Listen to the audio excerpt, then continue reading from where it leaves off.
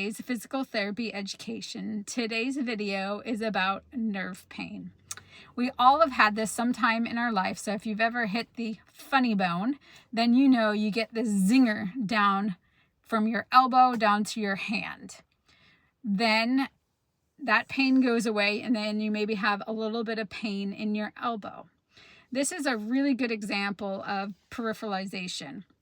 So as we have nerve pain and there is more impingement on the nerve, you will feel pain, say, from your cervical spine.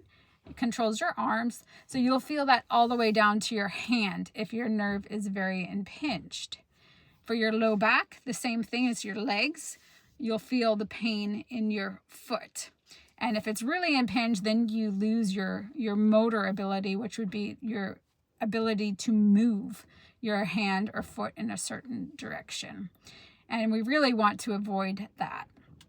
So when we're in the healing process, we will start to feel the pain sort of move up, and we'll feel like we're going crazy because now we have pain in a different area, or maybe something else has gone wrong.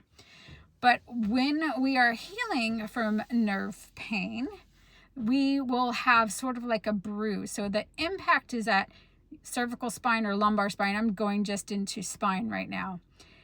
And with a bruise, you get that initial impact, that darker purple, and then you have that lighter purple around, and then it turns yellow, and then it goes back to the center and heals.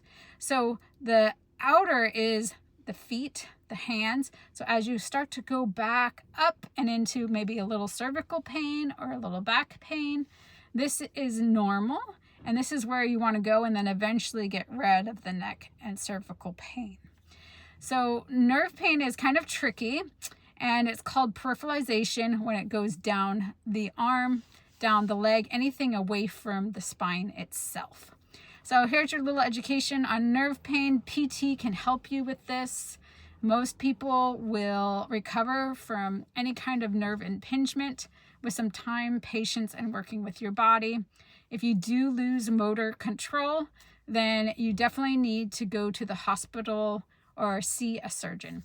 My website is www.fallonpt.com. Thank you.